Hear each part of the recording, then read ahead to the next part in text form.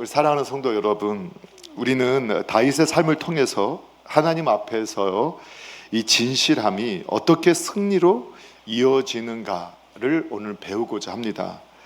오늘날 우리는 종종 다양한 선택 그리고 결정 앞에서 진짜 나와 보여주고 싶은 모습, 보여주고 싶은 나 사이에서 고민하고 있는 것을 보게 됩니다. 사회와 세상은 종종 우리에게 계산적이고 기회주의적인 결정을 내리기를 기대하지만 우리의 중심을 살피시는 하나님께서는 우리에게 진실함을 요구하십니다. 우리 오늘 본문을 통해서 우리가 진실함의 승리라는 제목으로 하나님 앞에서 진실하게 살아가는 것이 얼마나 중요한지, 그리고 그 진실함이 어떻게 승리로 이어지는지를 함께 살펴보고 함께 도전받는 시간이 되기를 소망합니다.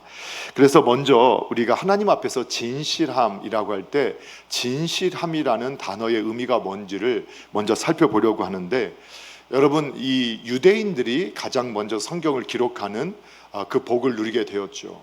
그래서 그 성경은 유대 문화 가운데서 히브리어와 헬라어로 쓰여졌고, 원어를 말한다 할 때 이 원어는 히브리어, 헬라어를 의미하고 있습니다.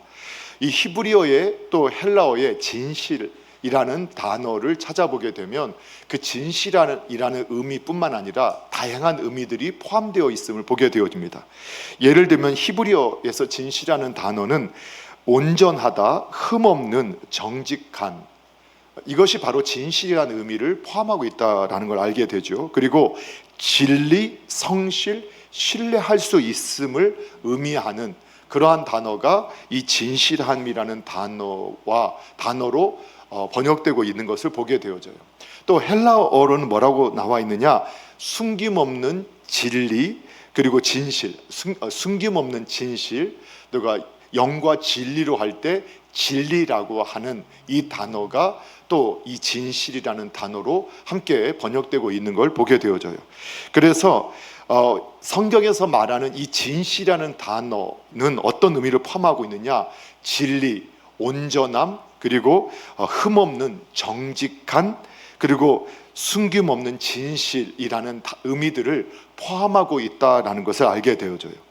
그래서 하나님 앞에서의 진실함이라는 것은 단순하게 거짓말을 하지 않거나 도덕적으로 또 좀 더 정직하다라는 수준을 넘어서 하나님과의 관계 안에서, 그러니까 하나님과의 관계 안에서 마음과 삶 전체가 일치된 상태를 의미한다고 할 수 있습니다. 그러니까 진실함이라는 것은 하나님과의 관계 속에서 그리고 마음과 삶 전체가 하나님과 그러니까 하나 일치된 상태를 의미한다. 다시 말하면 이 단순한 정직함을 넘어서 하나님과 내면적으로 일치하고 말씀과 삶이, 내가 아는 말씀과 삶이 조화를 이루고 위선 없는 태도로 살아가는 이러한 성도의 모습을 진실함이다라고 표현할 수 있다는 것이죠. 그러면 이 진실함의 태도를 좀 더 이해하기 위해서 우리가 예수님께서 바리새인들을 보면서 복음서에 보게 되면 그들을 회칠한 무덤 이렇게 표현하면서 이 외식하는 자들아라고 꾸짖었던 것을 기억하신다면 바로 이 진실함의 의미가 어떠한 의미인가를 알 수 있게 되어집니다.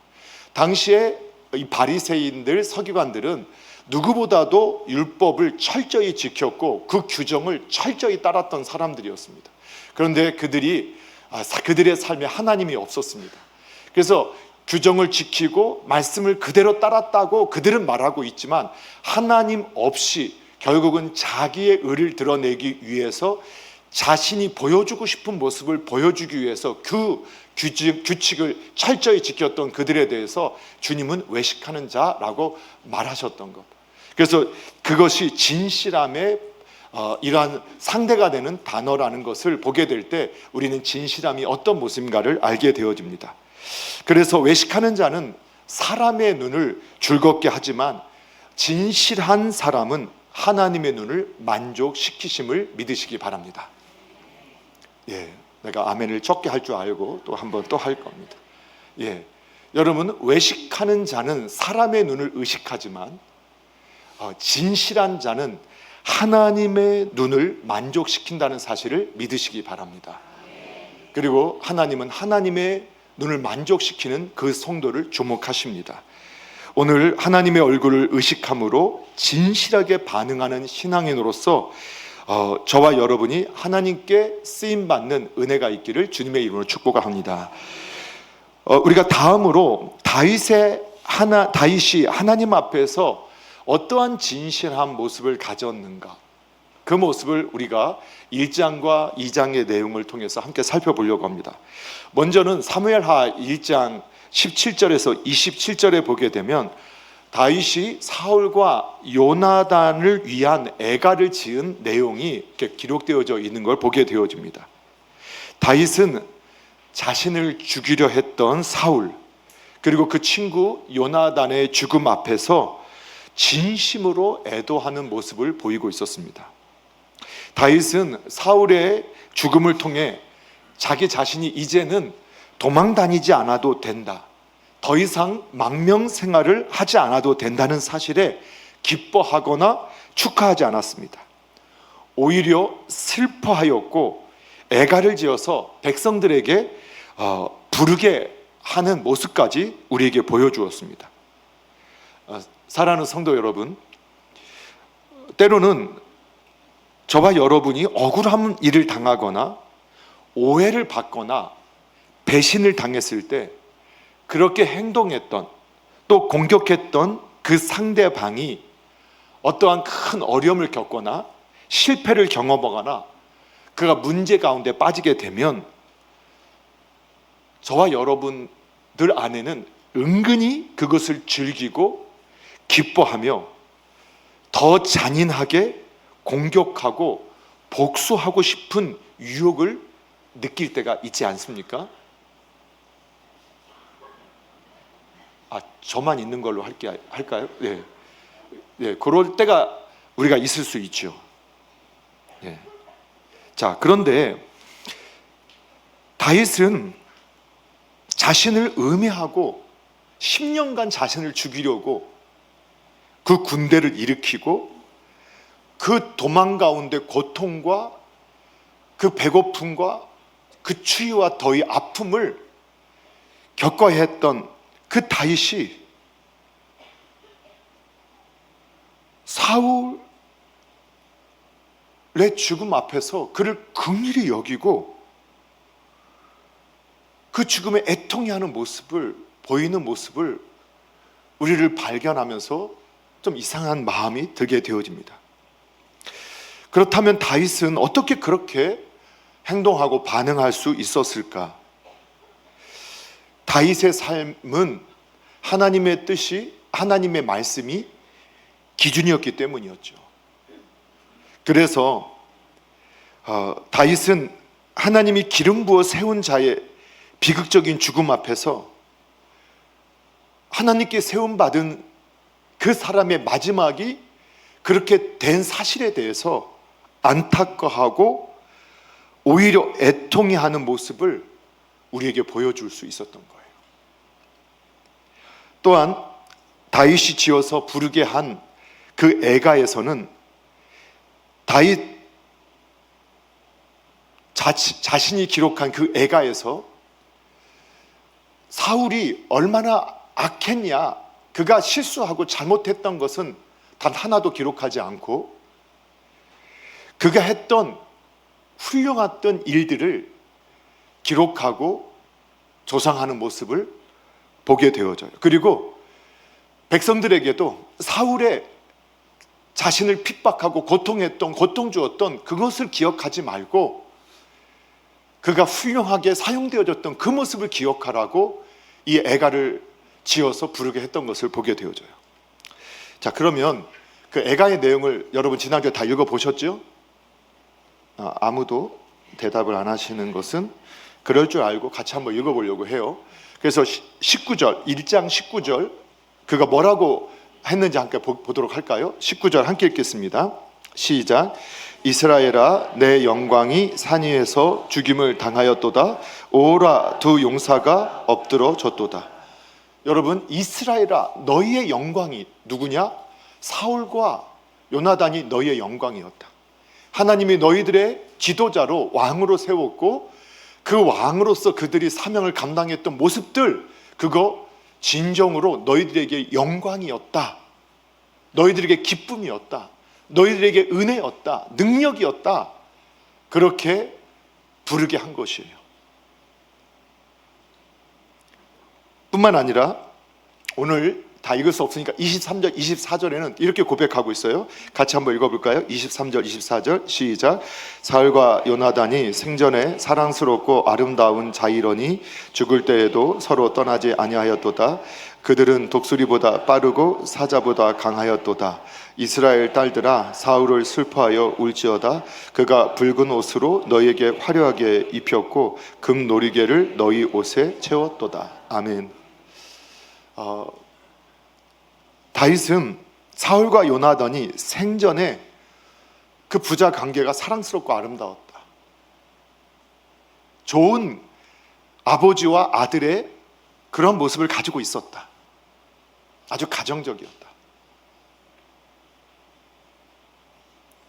그리고 그들은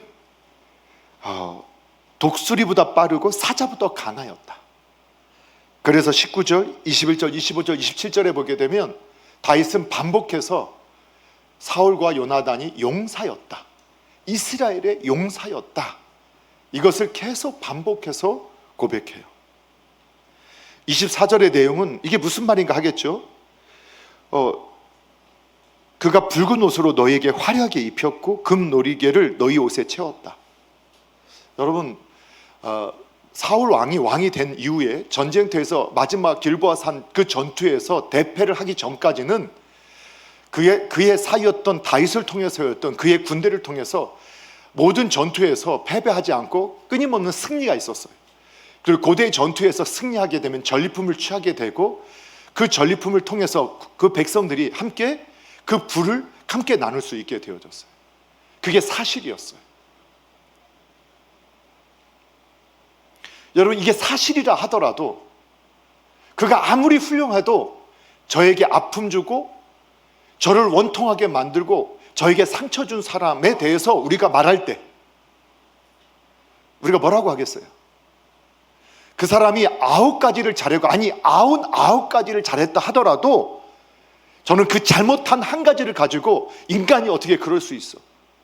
저 사람은 그래, 지금 그렇게 고통당해도 지금 그렇게 된 것은 당연해 라고 말하는 것이 보통 사람들의 모습 아닐까요? 그런데 10년을 쫓겨다녔고 숨어 다녀야 했고 고통당했던 다윗이 그가 했던 수 없는 악행을 다 드러내도 부족함이 없는 다윗이 그가 한 허물은 다 잊고 용서하고, 사울이 하나님 앞에서 선하게 아름답게 이스라엘 백성 앞에서, 하나님 앞에서 선한 건 별로 없었죠. 근데 이스라엘 백성 앞에 그래도 자신의 역할을 감당함으로 그들에게 끼쳤던 그 선한 것들에 대해서 기억하게 만드는 그 모습을 우리가 보게 되어져요.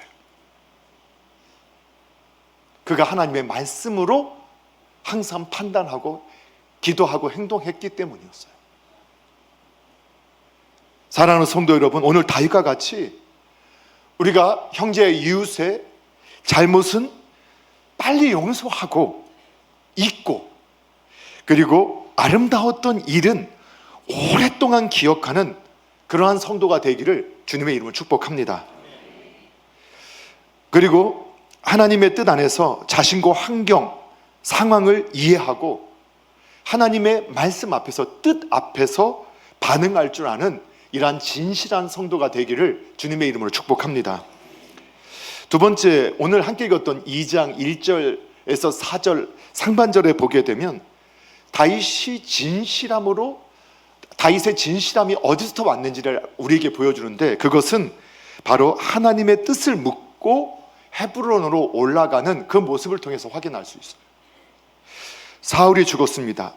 다윗은 이제 왕이 될 수 있는 절호의 기회를 맞이하게 된 것이죠. 이러한 격변기에는 여러분, 상황 판단을 빨리 하고 빠른 대처가 필요하고 그것이 능력이라고 우리는 충분히 생각할 수 있어요. 하지만 다윗은 먼저 하나님께 묻기를 선택합니다. 여러분 2장 1절을 보시면 우리 함께 2장 1절 한번 읽어볼까요? 함께 읽겠습니다. 시작. 그 후에 다윗이 여호와께 여쭈어 아뢰되 내가 유다 한 성읍으로 올라가리이까 여호와께서 이르시되 올라가라. 다윗이 아뢰되 어디로 가리이까 이르시되 헤브론으로 갈지니라.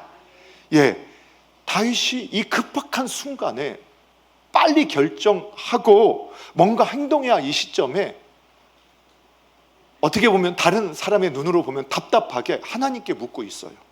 하나님의 응답을 기다리고 있어요. 이 짧은 고백 속에서 다윗의 신앙과 그 진심, 그 신앙의 깊이가 담겨 있는 것을 볼 수 있게 되어요. 다윗은 지금의 상황을 어떻게든 이용하기 위해서 서두르지 않았고 하나님의 뜻을 먼저 구했습니다.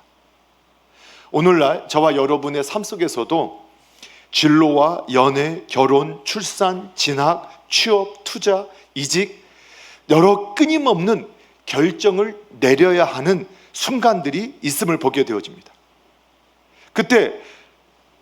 그때마다 저와 여러분 무엇을 기준으로 결정하고 있습니까? 기회, 확률, 지식, 경험, 아니면 하나님의 뜻? 진실한 신앙인은 무엇보다 먼저 하나님께 묻고 그리고 하나님의 응답에 순종하는 길을 간다라는 사실을 여러분 기억하시기 바랍니다. 다윗은 이 급변하는 상황 가운데서 그래서 기회를 얻고자 발빠르게 판단하고 대처하기보다 하나님의 뜻을 먼저 생각하고 구하는 모습으로 나갔습니다. 결국은 다윗은 유다 땅에 올라가야 합니까? 올라가라는 응답을 받습니다. 이게 한마디로 기록되어졌지만 이게 금방 응답되었는지 아닌지는 우리가 모릅니다. 그러나 10년 이 정도는 아니었을 거예요. 그러나 옆에서 기다리고 있었던 똑똑한 부하들의 눈에는 아마 답답하게 느껴졌을 거예요. 지금 빨리 가야 되는데 지금 뭐 하고 있습니까? 하는 것처럼 보여줄 수 있었을 거라고 충분히 예상이 되어져요. 그리고 또 그러면 올라가라 했으면 되는데 그러면 어디로 올라갑니까? 하고 또 묻고 기다리고 있어요. 그리고 다윗의 그 7년간의 시간을 보내는 헤브론 성을 하나님께서 그에게 허락하시게 되어집니다.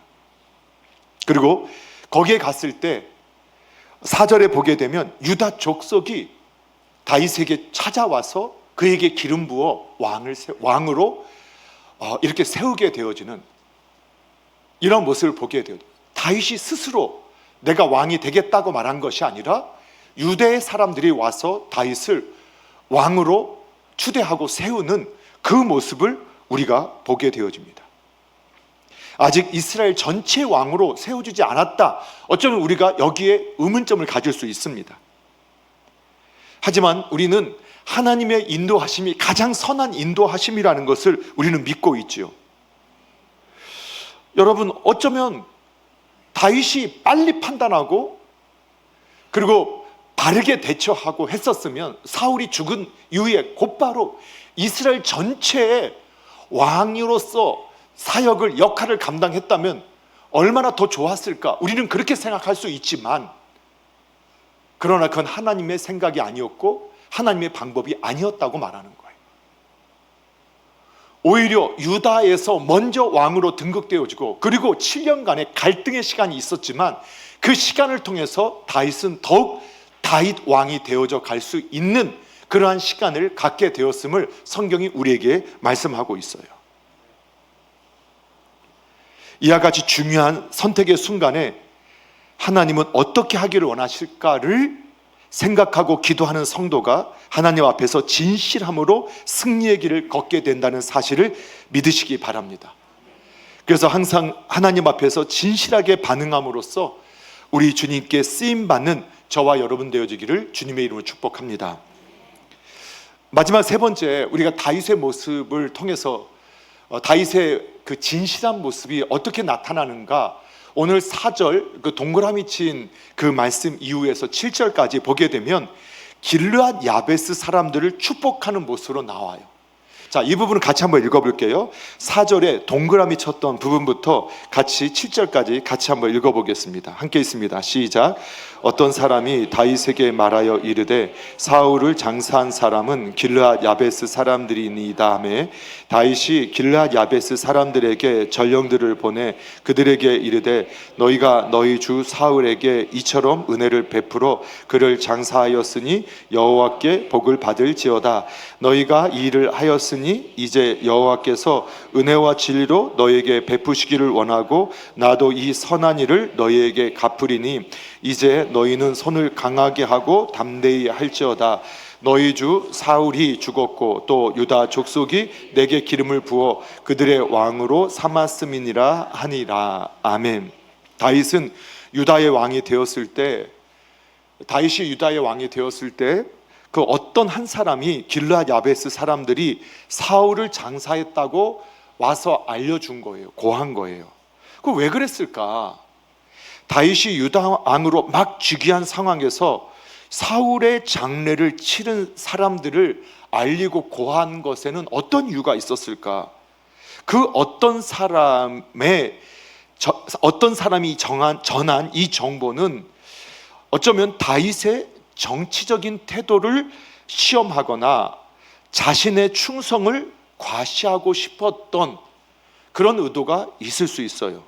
그러나 전체 맥락을 살피고 4절에서 요나단은 언급하지 않고 다윗과 갈등 관계에 있었던 사울만을 지목하였다는 사실, 그리고 그러한 것들을 통해 볼 때 다윗이 그들에게 어떻게 반응할까를 보고 싶었던 것이 아니었을까. 또 사울에 대한 다윗의 태도는 어떠한 것이었을까? 어쩌면 은근히 그것을 떠보려고 하는 의도일 수 있었다는 걸 알게 돼요. 여러분, 사울을 장례 치른 길르앗 야베스의 사람들은 다윗의 입장에서 보면 자신을 죽이고자 했던 원수를 기리는 행위를 했던 사람이에요. 이때 이러한 보고를 받았을 때 다윗의 반응은 사울과 함께 다윗을 죽이기 위해서 참여했던 사람들에게는 자신의 생사를 결정하는 중요한 반응으로 여길 수 있었겠죠. 그리고 사울의 모습이 잘못됐다라는 것은 알고 있었지만 침묵했던 사람들의 입장에서도 이때 다윗의 반응이 그들에게는 아주 중요하게 여겨질 수 있었을 거예요. 어때요? 그렇지 않을까요? 그런데 다윗은 이러한 상황 가운데서도, 이러한 보고 가운데서도 자신의 정치적인 이익과 불이익을 계산하기보다는 하나님의 뜻을 기준으로 판단하고 결정하고 행동하였던 지금까지의 모습을 그대로 이어가는 것을 보게 되어져요. 다윗은 사울의 시신을 매장한 길르앗 야베스 사람들에게 오히려 감사해하고 축복하는 것을 보게 돼요. 우리가 함께 읽었던 6절에 보게 되니까 여호와께서 너희에게 은혜와 진리로 갚으시기를 원한다라고 그들에게 복을 빌고 있어요. 야, 너희가 하나님이 세운 사울에 대해서, 요나단에 대해서 너희가 호의를 베풀었구나. 너희가 하나님의 진리를 따라 바르게 행동했구나. 하나님께서 너희의 그 진리를 따른 그 행위에 대해서 하나님께서 복 주시기를 원하고, 하나님께서 너희에게 호의를 베푸시기를 원하고, 하나님께서 너희의 삶에 그 진리대로 역사하시기를 원한다 하고 다윗이 축복하는 거예요. 이와 같이 다윗의 기준은 하나님이 원하시는 데 있었어요. 하나님의 뜻에 있었어요. 하나님의 말씀에 있었어요. 그리고 오늘 다윗은 바로 하나님이 원하시는 왕의 모습을 우리에게 보여주고 있어요. 바로 하나님의 말씀과 그분의 뜻을 따르는 왕의 모습. 또한 다윗은 하나님의 뜻을 따라 살아가는 성도들을 귀하게 여기는 모습을 우리에게 보여주므로 신본주의 통치자의 모습을 보여줘요. 사울은 자신을 따르는 사람들을 기뻐했죠. 다윗은 자신을 따르는 사람을 기뻐한 게 아니라 하나님을 따르는 사람들을 기뻐했어요. 자신의 이익과 불이익을 따지지 않고 하나님의 뜻에 반응하는 성도를 사랑함으로 신본주의 통치자의 모습을 우리에게 보여준 거예요. 또한 하나님이 주신 왕의 지위와 권세로 사적인 보복을 하지 않는 모습을 우리에게 보여주고 있어요. 또 하나님의 말씀을 따라 순종하는 사람의 귀한 모습을 기억하고 축복하는 모습을 보임으로써 그가 하나님 앞에서 진실하게 변함없이 동일한 모습으로 대하고 있었다는 것을 우리에게 보여줘요. 이것이 다윗의 진실함이었어요. 사랑하는 성도 여러분, 오늘날 은혜를 잊는 시대, 은혜를 기억하지 않는 시대에 저희들이 살고 있죠. 은혜는 금방 있고 나에게 아픔을 준 것은 나의 억울함은 원하는 몇 배로 갚아줘야 정당하다고 여기는 세대에 저희들이 살고 있지 않습니까?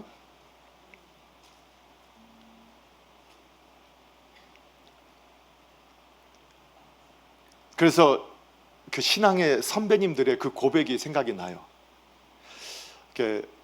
제가 청년 때 또는 열심히 신앙생활 하면서 부흥회나 또 성회나 이렇게 참여했을 때 그때 선배님들이 은혜는 기억하는 자에게 계속되어지고 지속되어지고 그리고 망각하는 자에게서 멈춰진다. 이게 뭔 말인지 모르시 거죠. 그러니까 은혜를 하나님께서 베푸신 은혜이든 누군가 나에게 베푼 은혜를 잊지 않는 자에게는 그 은혜가 계속되어지지만 그 은혜를 망각하는 사람에게는 그 은혜가 멈춰지게 되어진다.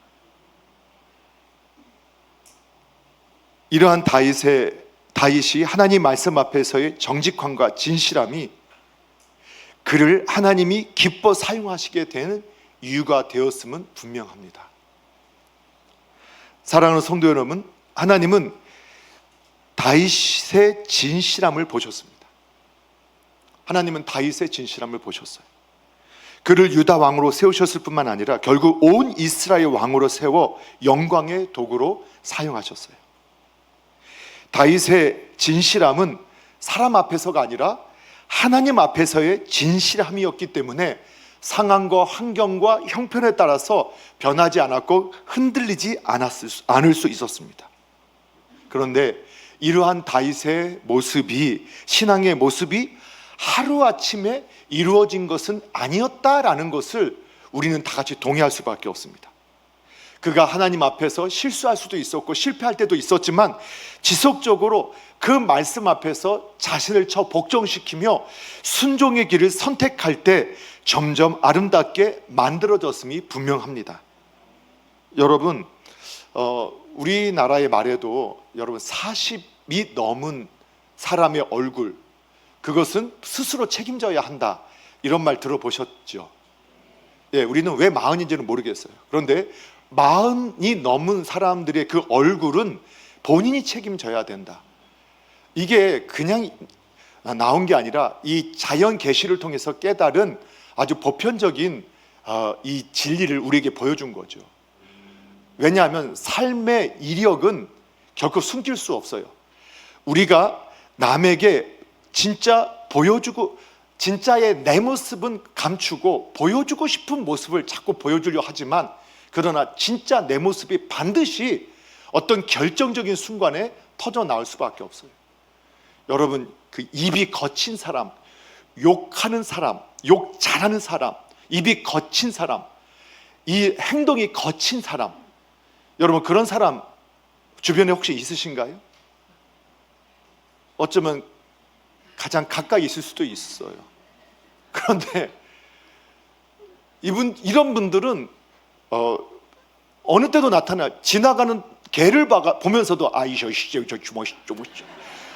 그리고 그냥 기분 나쁘다고 그냥 발길 팍팍 막 이렇게 하면서 침 뱉고 하는 모습을 요즘에는 못 봤는데 옛날에는 많이 봤어요. 근데 그게 하루아침에 그 모습이 나왔을까요? 그 거친 행동, 거친 말들이, 그 깨끗하지 못한 말들이 그냥 하루아침에 나올 수 있었을까요? 그렇지 않죠. 근데 그 본인의 정체가 스스로 숨기고 싶어도 터져 나올 수밖에 없어요. 그러면 다윗과 같이, 또는 저와 여러분 신앙인으로서 주님을 닮아가고자 몸부림치고 애쓰는 게 하루아침에 됐나요? 한번 은혜 받고 눈물 흘려서 지금의 모습까지 올 수 있었나요? 그래서 모태신앙의 분들이 결코 믿음이 없는 게 아니라는 거예요.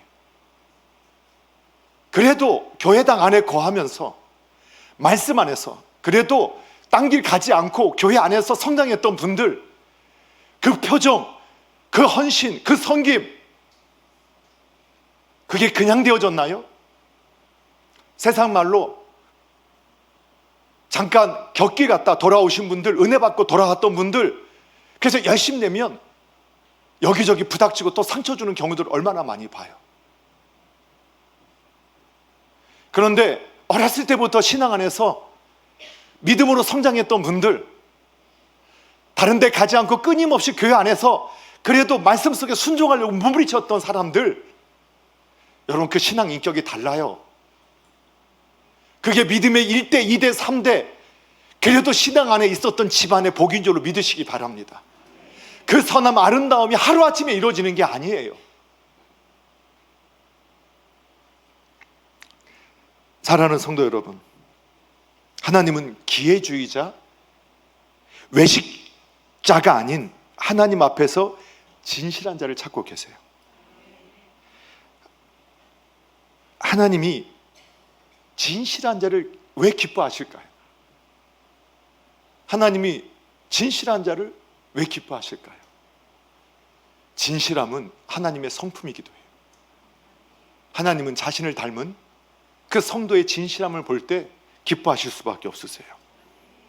오늘 저와 여러분이 이렇게 하나님 앞에서 다윗과 같이, 주님과 같이 진실한 사람이 되어서 하나님께 기쁨이 되어지고 다윗처럼 하나님께 마음껏 쓰임받게 되는 그러한 놀라운 은혜가 넘쳐나기를 주님의 이름으로 축복합니다.